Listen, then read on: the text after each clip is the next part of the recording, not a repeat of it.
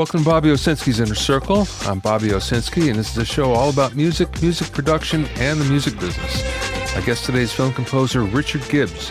But first, I want to talk about something that most musicians and producers don't know about, and that's tax credits for music production.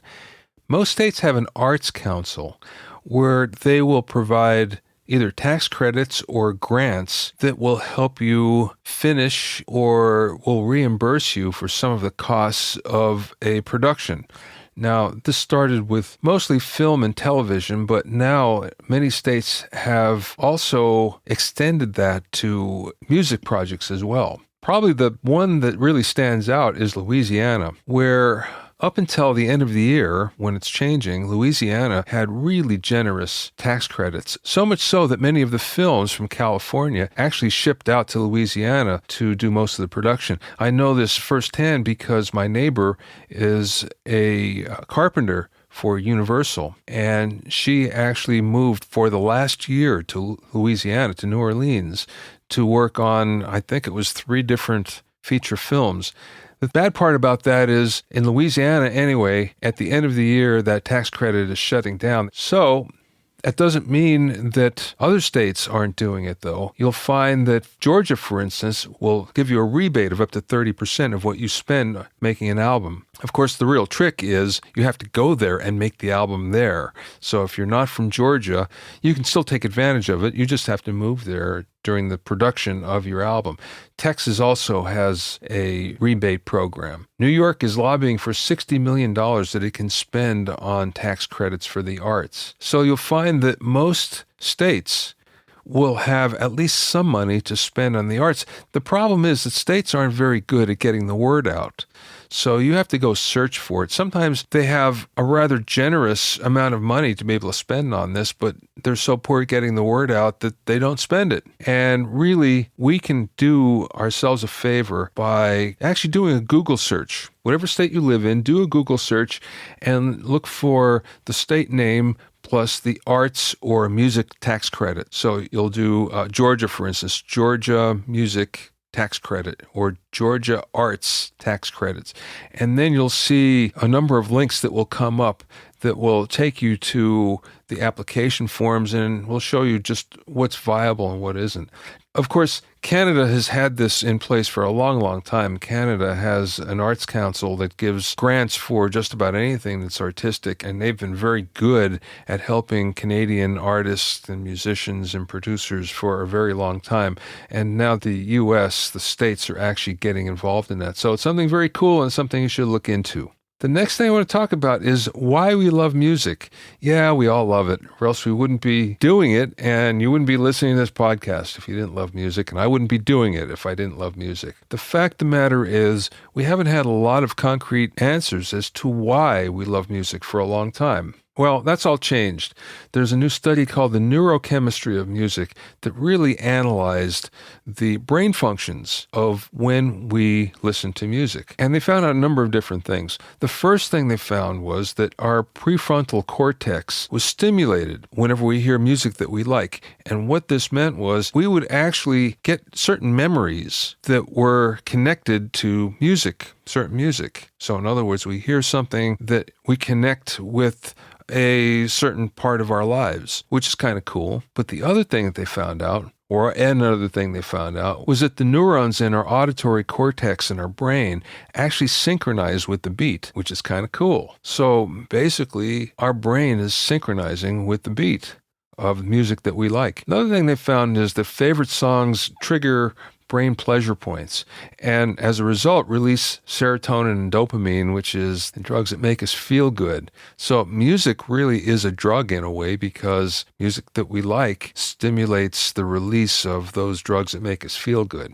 Another thing that they found is this happens to everybody. So it doesn't matter how old or how young you are, or if you listen to music or if you like music a lot, it does happen because there are sounds that we really like. The thing about it is, though, it happens more when you're young. So between 12 and 22 is when this happens most intensely. And that kind of explains something. It explains why the biggest music buying public is 12 to 22. That's because it's stimulating a part of our brain that's really making us feel good. And of course, the older we get, it still happens, but it happens less and less. As a result of this, though, is when we're young, the music that we love gets hardwired into our brain, which is kind of why we grow up liking the music from that particular era. And we probably like other music as well, but we don't like it as much as what we grew up with.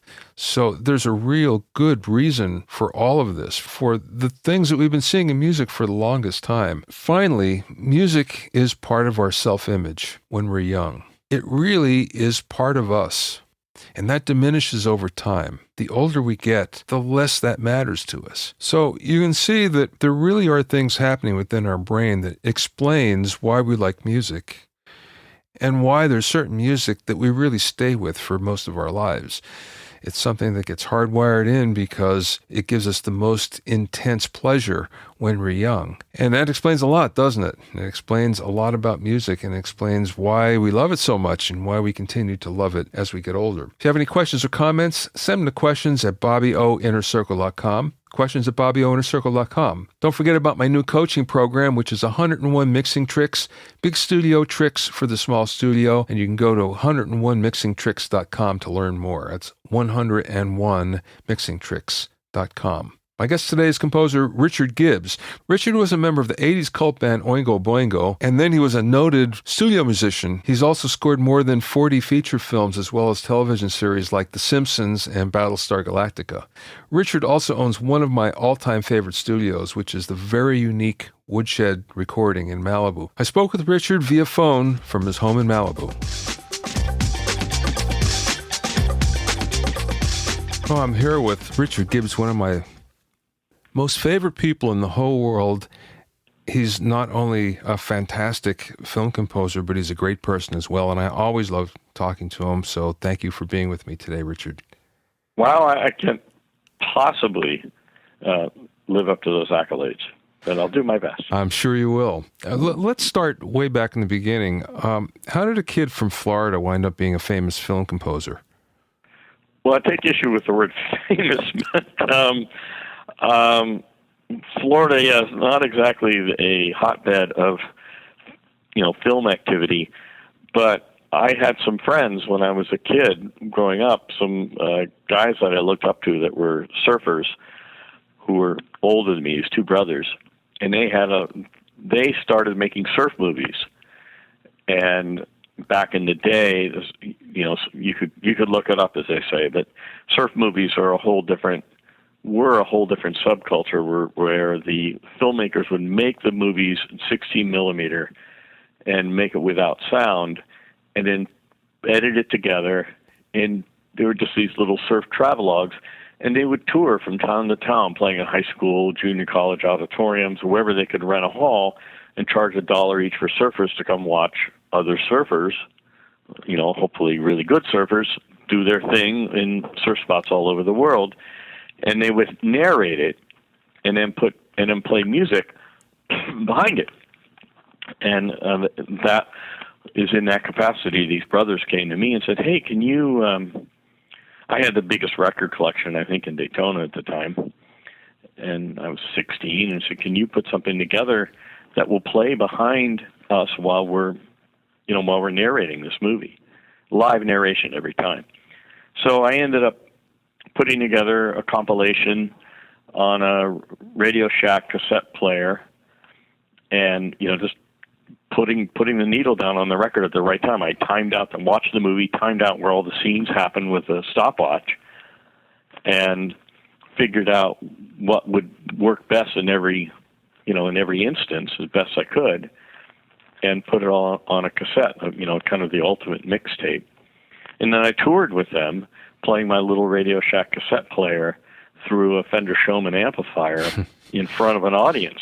So in a way, it was I've never thought about it till just now, but in a way it was the best introduction to film music because it was completely connected with the audience.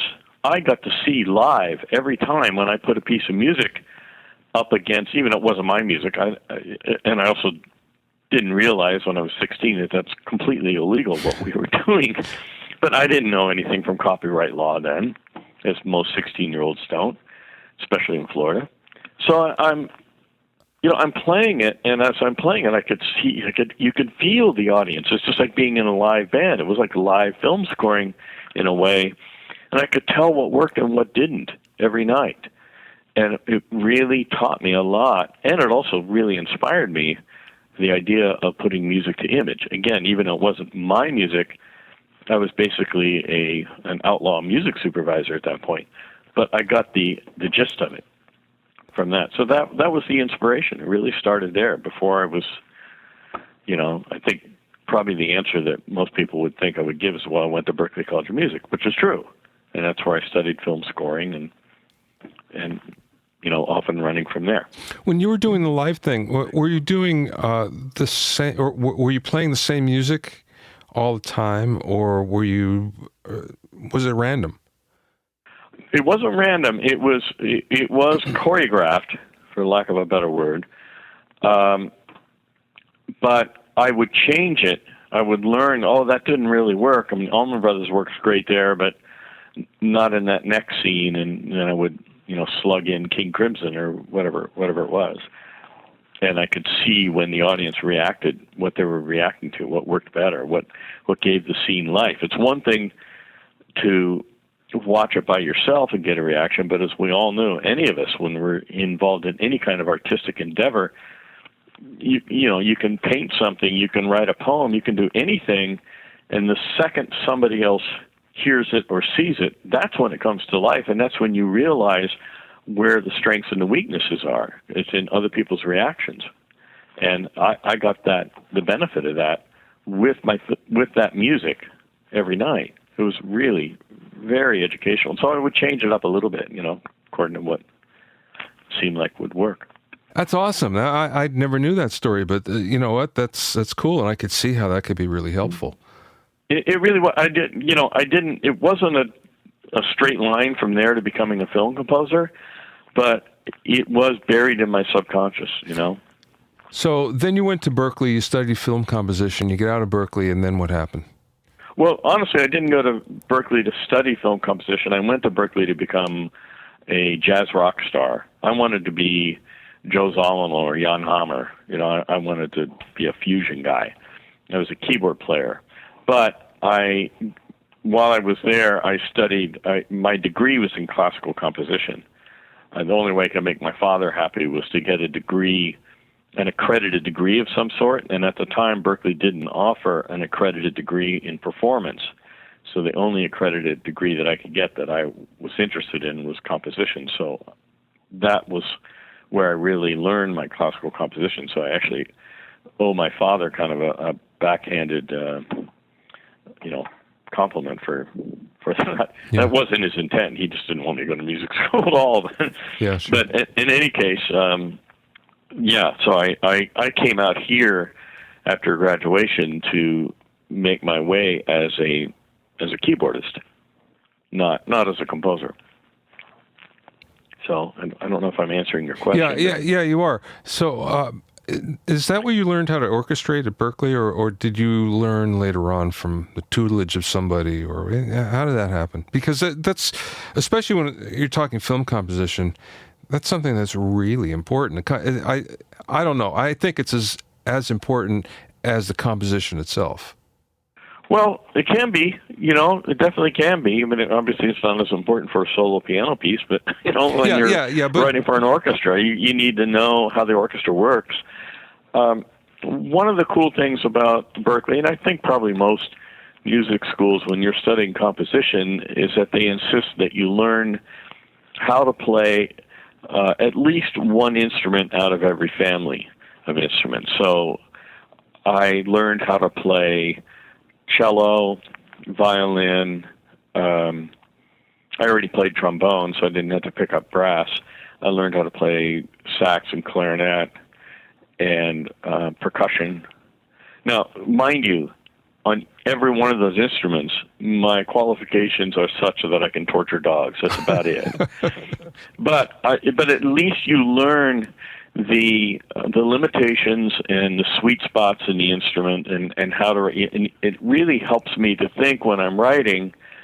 I try to imagine myself playing the part, and when I write down a line, especially back in the day when I did it all pencil and paper, I would actually, as I'm writing it, I'm imagining myself, or hopefully somebody good, playing that part, and you breathe with it, and you feel the articulation and the dynamics and all of that. That's the beginning of orchestration to me. I studied orchestration, but not so much. I more was studying when I was at Berkeley. I was studying arranging, which is a different, a related but different skill. Yeah, right. Well, just as important, really, when it comes down to it. Well, yeah, definitely. But I was always more interested in the actual composition and the arrangement and the orchestration. I never called myself an orchestrator until when I was out here, although funny enough, I've never orchestrated my own scores. Most composers, you'll find, don't orchestrate for themselves, not because they're not capable of it, but because they generally don't have time. And also, a really, really good orchestrator is a specialist, just like a good book editor. It's somebody who can really take what you've done and hone it and put that final polish on it with an objective eye and ear. And I've served in that capacity for other people, but never for myself. But yeah, don't you have to do it when you're doing something in the box, for instance, where it's all, when you're doing a cheap score, for instance, I shouldn't say cheap, but, an inexpensive score. You're right. Cheap works. I hate doing scores like that. I truly, I don't find any joy in that. It's lifeless to me in every way. I'm orchestrating, and I understand orchestration enough to do that. But again, if I'm writing for a live orchestra and I have a great orchestrator working for me, and I've only worked with great orchestrators, they just take it to another level. They do a fine. Now, my training is such that my sketches, my initial writing, I used to have a copyist, the people who actually write the notes. Well, now it's all done with computers, but there's still somebody who supervises it. They would come to me and say, we could copy off of your sketches.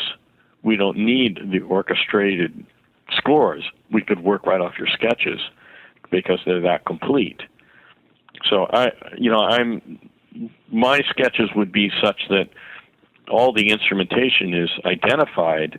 What the orchestrator would do is maybe just kind of, again, just edit it, add little changes here and there, change the weighting of how many first violins play one part as opposed to the second violins on the harmony part, whatever it might be. They would do that or they would help me with how many, the size of the orchestra, what would be the balance within the orchestra, what would be the best number of players. What was your first score? The first score, I'm trying to remember. It's been so long. The first score I did was for I hadn't even scored a television show or a commercial or anything. The first score I did was for a movie called Sweetheart's Dance, and for a guy named Robert Greenwald, who I still revere. He was the director. Robert is best known now as the guy behind Brave New Films. And, this great, fantastic left-wing rabble-rouser trying to keep Fox News and everybody else honest. But back then, he was doing a feature film, and it had Jeff Daniels, Susan Sarandon, what's his name? I forgot his name. Don Johnson, and Elizabeth Perkins. And it was this romantic comedy, and it was more of a romance than a comedy, and it was a sweet story for TriStar Pictures. He wanted how it came to me was he didn't want to work with a film composer. He wanted to work with somebody who could arrange pre-existing songs. He had this vision in his head of having some Elvis Presley songs. He had a version of California Girls as done by David Lee Roth that he wanted to use in the movie, but he wanted it to coalesce into score at one point, to have it kind of morph. And so I had a mutual friend who recommended me. Actually, a couple of different people recommended me to him, and I went and met with him. And the first thing he said to me was, "I don't want to hire a film composer. I just looked at him and said, "No problem. I'm not a film composer. I've never scored anything. I'm here. How can I help you?" And he tells me what he wants, and I'm quick enough on my feet that I knew how to answer it. I knew how to do exactly what he wanted, just in theory, and in practice, it ended up being exactly what I did. And of course, as we got into the movie, and I'm doing these adaptations, it became clear that there were plenty of scenes that needed original music, and he recognized that, and so I ended up with my first film scoring credit. And to kind of go quickly into what launched me, that led indirectly to a job as Tracy Ullman's musical director for her show on Fox called The Tracy Ullman Show. The music supervisor on that movie, on Sweetheart Stance, knew somebody at Fox, knew about this opening, recommended me. I went in there, interviewed, said the right things, got the job, and there was a little-known short on that show that was a 1-minute animated short called The Simpsons. That was the birth of The Simpsons, was on the Tracy Ullman Show. Yeah. And I befriended Matt Groening. Every once in a while, not often, but every once in a while, he would need just a little piece of source music or something. So I would do it for him because it was part of the Tracy Ullman Show, and that was my job. And then they spun it off into its own series, which was basically, from my perspective, it was kind of a Hail Mary. The Fox network was hurting back then. They were not doing well. And their biggest hit was, I can't remember. Married with Children, wasn't it? Married with Children, yeah. And then Tracy was kind of a distant second, I think. So they were just like, they were open to do anything, wide open network. And Jim Brooks pitched to them the idea of doing a primetime cartoon, which is pretty radical when you think about it. It certainly was at the time, but they had nothing to lose because they were going down. So they did it. They asked me to score, Matt asked me to score the series. They, without even consulting me or even knowing any connection, they hired Danny Elfman to write the theme, not knowing that I had been the keyboard player in Oingo Boingo, which of course Danny was the singer in. Yeah. So it was this giant coincidence. So I scored the first season of The Simpsons. Danny wrote the theme, and I did all the other music. I actually had a producer come to me at one point and say, we're really glad to have you doing this, that you're doing this, but I don't know if you're familiar with the music of Danny Elfman. Do you think he can write in his style? And I looked at him incredulously and said, really? I was in the band with the guy for 5 years. I think if anybody can knock him off, it'd be me. So that was really fun, and it was that was a big launching point because the show, of course, was pretty much an overnight hit. Nobody saw that coming, and people started calling, wanting the guys that did the music for that show. And Danny certainly was launched off. He was already on his way at that point, but it definitely bootstrapped me up. I also got the reputation of being the guy who put out fires, and I replaced like 4 or 5 different scores back then where the movie was in trouble, the score wasn't working, whatever. And they would call me up and say, okay, you got 2 weeks to rescore this whole movie because we have a release date and we're not happy with the music. And I'd go to work, which was, I enjoy that. I actually not that I like replacing somebody else's work. I don't, but I do like working under pressure. It doesn't freak me out. Wow. I mean, that's super pressure because, I mean, you don't have much time to do a score anyway, but when you have even less than that, geez. I set the record twice with in 2 different movies. I think the first one was Big Mama's House, and that wasn't a replacement score. It was a score where the composer had to drop out due to a schedule shift. They had moved the release date up on Big Mama's House, and there wasn't so that composer had to fall out. He couldn't do it, and I was available, and they asked me could I fill in. I said sure, I'll do it, and I had 11 days to score it. And then I did another one that had a similar kind of thing where they moved schedule. Again, nobody was fired. It was just their schedule shifted, and I had 9 days to score that one. So I that was kind of the record, at least at Fox. And then, but then from what I understand, Team America smashed that record. I think they did a rescore of that in 7 days. I was just talking to a friend of mine who worked on Team America. He did the sound effects, Scott Gershon. And, okay. And he was telling me some of the stories about working on that movie and about how crazy it was and how they never went home. They just worked right up until the last minute and slept in the studio, and how crazy it was and all the changes that were happening at the last minute, et cetera, et cetera. So, which is why I don't think they've done another movie since. No, I guess they haven't. Well, they did a musical, of course. Yeah, right. So they're doing okay. Yeah, I'm sure they are, definitely. How has... I know how film scoring has changed since you started, and it's changed a lot. Where do you see it going?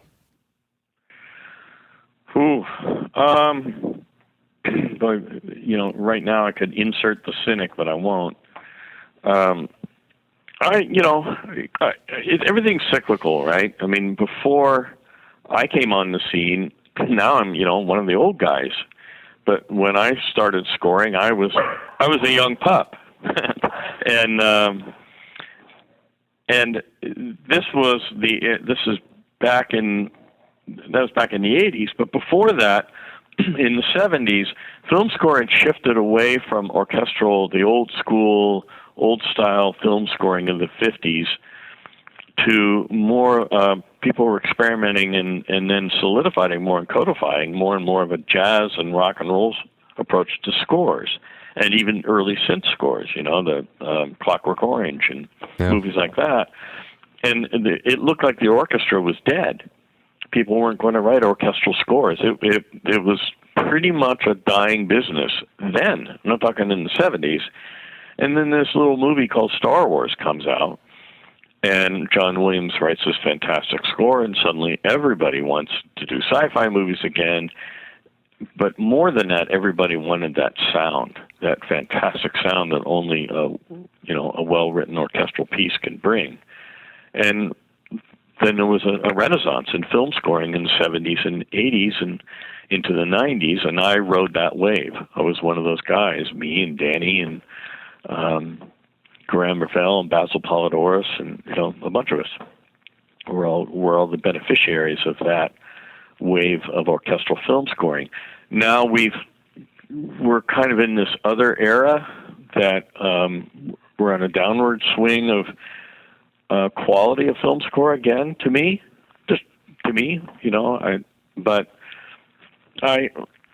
be another Star Wars. There'll be something else that comes along that reignites the imagination. I hold out for that. Yeah, I do a lecture at colleges, a clinic, and it's called The Music Business is Not Dead. Mm-hmm. And I start off by saying, okay, here's the time period. So there was lots of piracy happening, and there was a recession, and the music business was the worst it's ever been. Everybody thought it was over. What year is it? And everybody says, 1996, 2003, whatever. And I say 1980. And of course, right. After that came the CD. Excuse me. After that came the CD, and everything changed, and it grew to bigger heights, larger heights than anybody ever thought. So as you say, everything is cyclical, and when things look at their worst, and when they're really down, of course, that's just about the time something new is going to happen, revitalize everything. Yeah, I do see, to look at that larger picture right with you. I'm actually extremely excited about the future of music overall and the future of art overall. We're absolutely in a pit right now. We're in a ditch, but there are very positive things on the horizon. Now that I hold that streaming and all manner of streaming is our biggest hope. That as that becomes more popularly accepted, people get out of this notion of carrying around hard drives and carrying around their music, and it's all being downloaded and streamed from the cloud or wherever. Now we've got some means of gatekeeping again, and there'll be some means of monetizing it once again. It will happen. Right now, Spotify is, we're just at the very beginning stages of this. We're kind of where radio was when radio first came on the scene. People didn't know what to make of radio vis-a-vis musical copyright. And that was the advent of BMI and ASCAP. And it was an ugly birth. That's where we are now. We're at that same period. It might be 5 years, it might be 10 years, but it will get worked out. I would only say the music business is dead or the movie business is dead when people aren't watching movies or listening to music. But that's not the case. It's if anything, it's the opposite. People are listening to more music now than ever before in history. So the demand is there. The problem is the delivery system has been broken for a while, and it'll get fixed. There's too much money in it. To some degree, it's also the fact that the gatekeepers have been scattered. And now you have to really sift through a lot of mediocre music, mediocre films, mediocre art in order to get to the great stuff. And, but again, it's in the eye of the beholder, and something that I don't like, you may love, and vice versa. But even so, there's a level of quality that at least the gatekeepers of the major labels, upheld that you don't see now. But I think it's coming back. No, I do too. I mean, talk to Ian Rogers. I imagine you've talked to him on here, but actually, he can't talk right now. No, we can't. He's not allowed to talk anymore. Now he works for Apple. Yeah. But that's all about. That's exactly what he's doing with iTunes Radio, and what he was doing with Beats Music was establishing. I don't think he uses the word gatekeepers, but let's say tastemakers, people that you trust. And you go to, just like back in the day when you and I were kids, we all had our favorite DJs who we listened to. Well, that guy I like his taste in music, and, at least 80% of the time he's going to play something I like, so I listen to his show. Now we're just going to have the internet version of that. And the beauty of it is there'll be a lot of those guys, and it'll be a lot easier for you to find different tastemakers than it used to be. It used to be there were only so many stations on the dial. Now there's an infinite choice, and the cream will rise to the top. I'm sure of that. Yeah, it'll be an exciting day. I think you're right, definitely. I want to get back to film composition for a second, because there's a question I've always had about this. I think I know the answer, but I'd like to hear it from you. So how important is the relationship that you have with the director in the grand scheme of working all the time? Well, in the grand scheme of working all the time, you mean in terms of getting further work? I mean, it's important, sure. Yeah, I mean, from the standpoint that once you get in with the director, does that mean you're going to get all of his films after that? Well, one would hope, right? I mean, if you do a good job painting somebody's house, you hope they'll call you back in 3 years when the paint starts to get ragged. Mm-hmm. It's the same kind of thing. If you have a good working relationship with anybody in any walk of life, you hope that they call you back. And there certainly have been, many classic cases of director-composer collaborations. They tend to outlast any other collaboration, director-actor or producer-director or whatever. There's something about that relationship is really important. And of course, Steven Spielberg's never worked with anybody but John Williams. My old compatriot Danny Elfman, it's done all of Tim Burton's films except one. So there's a lot to be said for that. I definitely have directors that I work with and call me back time and time again. And what happens is you get a shorthand when you work with a director. You don't, they trust you. You trust them too, equally importantly. I trust when Betty Thomas tells me something sucks. I trust that she doesn't dislike me. She just, I know she's being honest with me. It doesn't work for her, and I'm not offended by it in the least. I go, okay, now let's get to, let me change this because I know how to get what you want. I'm not scared by it. I trust the relationship, and we arrive at something that we're both happy with. It's super important. That the director-composer relationship is super important. And that is something that I'm seeing being frittered away a little bit, being chipped away at by some of the modern methods of filmmaking. I think that's been hurt a bit. How do you mean? Well,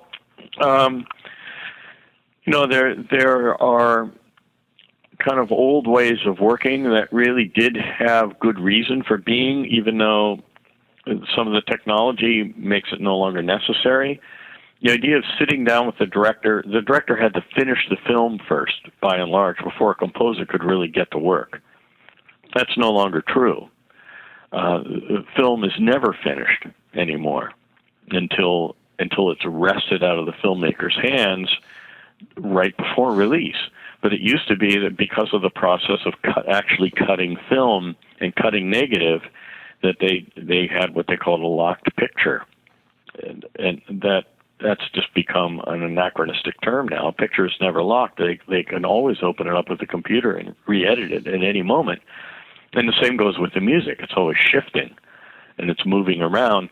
So what that means is everything becomes a bit more remote. Like, people send files back and forth, and whereas back in the day when I was writing a score for a picture, the director would come over to my studio. We'd sit down. I'd sit at the piano and play him what I was thinking, talk it through, and we're really connecting on what that should sound like and what that should mean emotionally, and we're eye to eye and really working through it.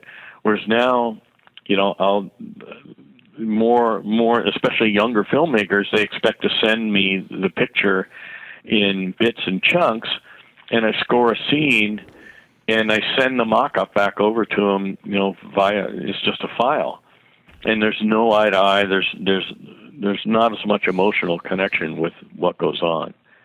And I think that's a loss for filmmaking, by and large. To me, my biggest criticism of film music these days, it is starting to sound more and more like music design and not music composition. And there's a key difference. Wow. That I've never heard anyone explain it that way, but I see your point. I actually had a music supervisor say that term to me 20 years ago. Say, "Oh, so glad they're going to be working with you. You're going to be designing the music, and I'm going to be." And I stopped him cold. It was just a phone conversation. So wait, I'm not going to say his name, but wait, don't say that. He goes, "What?" I said, "Don't say that I'm designing music. I don't design music. I compose music." It's a huge difference. Please don't say that ever again. Yeah. He goes, "Okay." I'm like, "What's your problem?" But okay. But now, what I hear, so many film scores, to me, are interchangeable. There's very little sense of melodic through composition. There's very little sense of arc of the telling of the story from beginning to end. I don't leave a theater humming a melody. It's just not there. It's just kind of noise. It's like musical sound effects. And it sounds like I'm such a curmudgeon, and I don't mean to. I don't feel that way. But every once in a while, a beautiful score comes out of the murk, and boy, does it stand out. I'm in the Academy, so I vote for, nominate best scores, and it used to be I was kind of overwhelmed. I was like, it's really hard to get it down to just 5 movies that had great scores. Now I have a really hard time finding 2 that I think are worthy. Yeah. I don't hear it. In a couple of years, was it 2 years ago when War Horse came out? I hadn't seen Warhorse, but I'd seen all the other movies and was kind of reviewing all the scores and listening to it. And there were some good scores. There was some stuff that was fine. And so I never did watch Warhorse, and I popped it in my DVD player, and that opening scene with John Williams' score for Warhorse, my jaw drops. And oh my God, I forgot what film scoring was until I listened to that. It's just head and shoulders above everything else. And this makes it sound like I'm the biggest John Williams fan on the planet. And I am a fan, but there are plenty of others that I've always revered as well. What a difference. What a difference emotionally to the movie. What that does for a movie, a well-written score, well-orchestrated, well-thought through. There's not enough of that. To me, it's cookie-cutter now mentality, and I could point fingers as to why that is, and I don't want to do that publicly. Yeah. Well, believe me, when you talk about being a curmudgeon, you are the least curmudgeonly of anyone I know. I mean, you're very hip, you're very on top of it. You've always, I know, as long as I've known you, you've tried to be that. I don't think you've tried, you are. There's a difference. Okay, thank you. Yeah. But speaking of which, let's talk about your studio. Okay. Because I think your studio is one of the most well thought out facilities in order to make music. It's not your typical studio whatsoever. And I keep on telling everybody, and I think I've told you this, I've been in hundreds of studios all over the world. Everywhere. Everyone wants to show me their studio. Sure. Yours is top 5 for me, for sure. Yeah, you told me that, and it flattered me to no end. It's just a fantastic place. How did that all come about? Well, like you, I've been in hundreds of studios all over the world, in different capacities, and I've always picked up little things in this studio and that studio that I liked. And like every other every film composer needs to have his own studio of some sort. You need to have a place to work when you're writing that's yours, because we all have our own way of working. And I've always had something like that. And it was always some, a converted room in the converted bedroom, a converted guest house, converted room above the garage or whatever. But a couple of things happened. I was suddenly made a boatload of money on a particular movie. They paid me exceptionally well. And I wanted to invest in myself, in my own career. And so I'm going to build my dream studio. I've got the money now. A smarter person would have invested in stocks or something else. But I'd said, I've always had this idea in my head as to how a studio would work for me, what I like about a studio. And I designed it from my point of view. And I use the word design very loosely. I'm not an architect. I'm not a studio designer. So maybe I should say I conceptualized it and then hired an architect and a studio designer to help with that. But the idea was I designed it for my own purposes. I didn't design it for anybody else's use. I designed it just for mine, and it just so happened, because I'm a film composer and sometime record producer, that I needed a place that was amazingly flexible. It also just so happened that my property overlooks the ocean in Malibu, so it was a spectacular setting, and I didn't want to in any way impinge on that view of the ocean. So it automatically just became bright and airy with, French doors and windows all around. And we just, it's just one of those, moments in time, a confluence of events. The California Coastal Commission and the city of Malibu were very strict on their rules, and it really slowed us down in the design process. And because of that, I had more time to tinker and think and kind of move models around and play around with lines on paper and come up with different ideas and apply different ideas, and came up with what is now Woodshed Recording. And it's a unique spot. I mean, all the interior walls move. Everything changes depending on what you're doing. I've always liked craftsman architecture. I had the money to go out and buy the best woods that we could, both for sound and for appearance. And we just went for it. It was just, there was really no limit. We just said, okay, we're just going to build the best studio we can given this size space.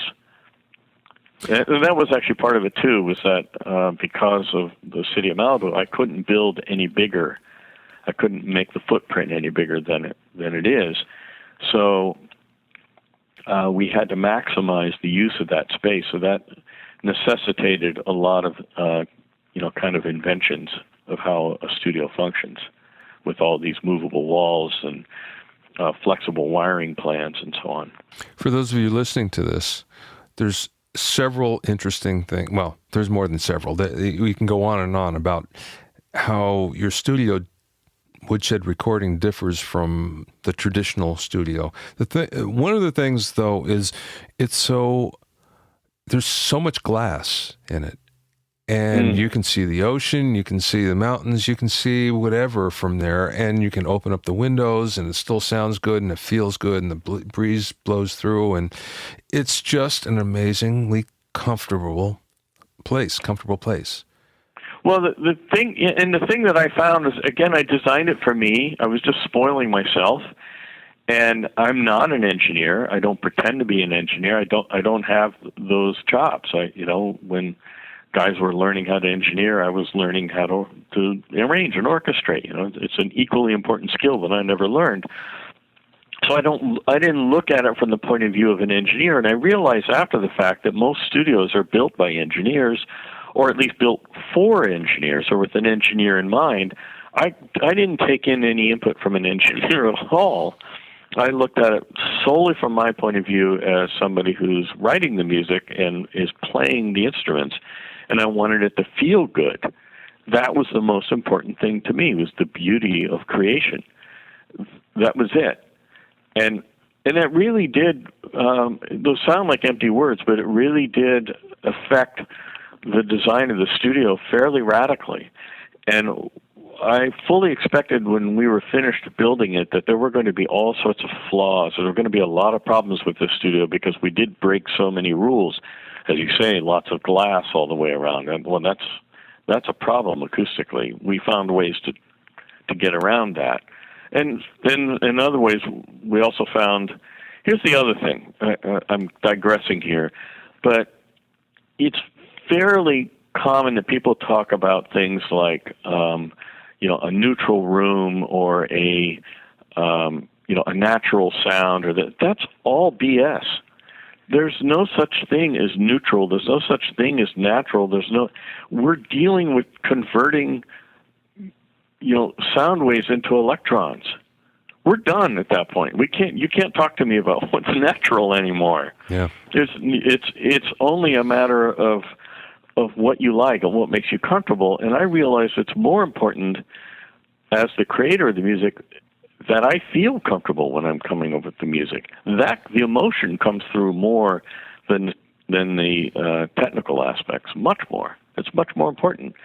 And at least for me, right? That's how I was thinking about it when I was sitting there sketching out plans with the architect and going through it. But what surprised me was when all was said and done was how many other musicians came in here and felt exactly the same way. Yeah. And they were just, this is how I want to work. Yeah. This is fantastic. And suddenly people are renting it. And it's become this other source of income that I honestly wasn't expecting at all. Yeah, you're getting heavy hitters in there too, from U2 to Barbra Streisand. Yeah, Foster the People did their last record, tracked here for 6 weeks. And sometimes people Pink and goes on and on. Coldplay has been working here. Chris Martin. Sometimes people rent the whole property, and my wife and I go on a trip, go to Bali or go to Florida, go visit relatives, go have fun. So it's been a really nice experience having built this studio. I followed my passion for how I wanted a studio to work, and it was definitely kind of my own little musical Seward's Folly. For those of you who aren't history buffs, Seward's Folly was otherwise known as Alaska. I bought Alaska, and everybody thought he paid too much money for it, and he did at the time. But then, of course, it turned out to be this huge, resource-rich area. Well, that's kind of what this is like. Like, if you look at it on the face of it, it was the stupidest thing ever to spend as much money as I did building the studio. But in retrospect and over time, it's more than paid for itself in many ways. So it's been great. One of the cooler things, and the engineer in me right now, I have the hat on, is the fact that you have a small basement where you have two ISO rooms, one for a Leslie and the other for a guitar amp cabinet, which I think is just brilliant. It's just brilliant. Well, I got that idea from Jonathan Davis, the singer in Korn, had built a studio in his house and had or in the garage of his house in the valley, and he had a live room.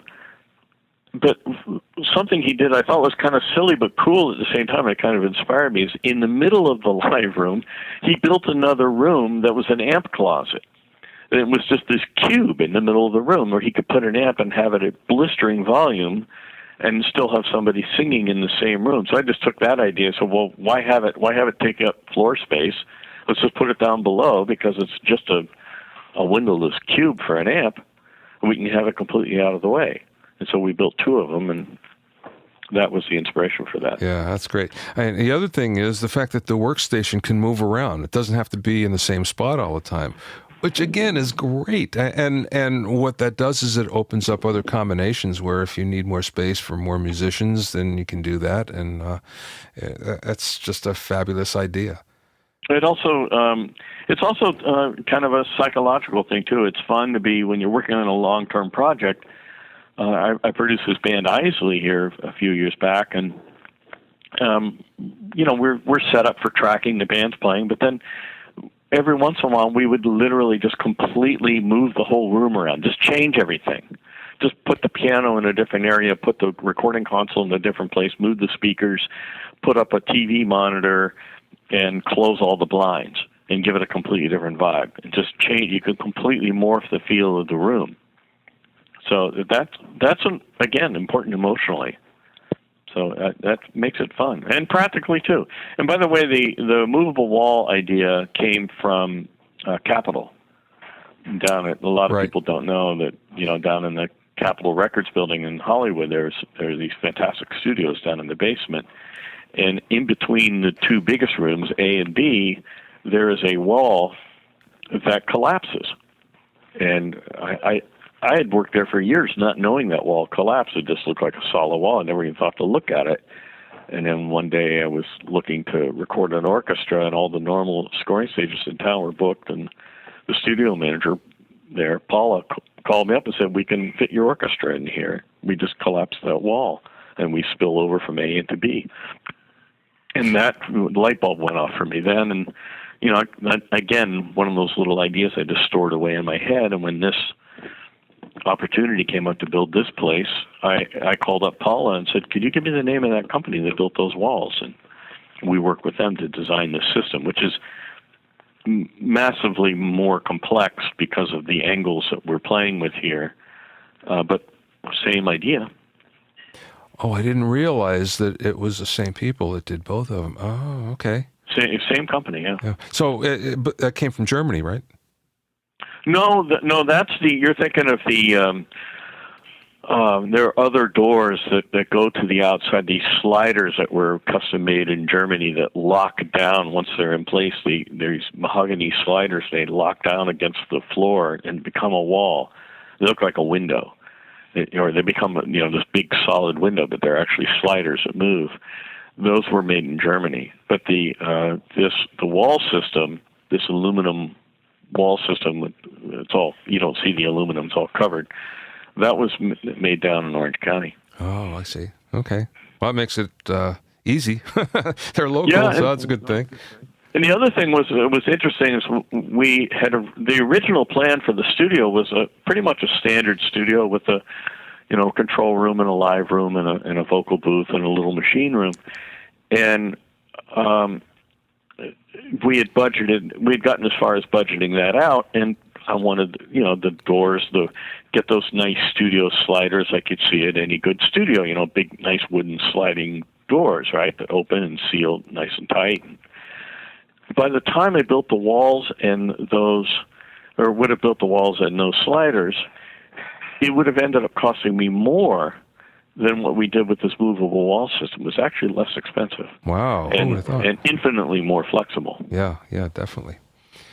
Well, I really wanted to talk to you about being a studio musician because I know you've done hundreds of sessions and working with Tom Jones and your Robert Palmer story, which are great. But I don't want to keep you too much longer because we've been on for quite a while, longer than I promised.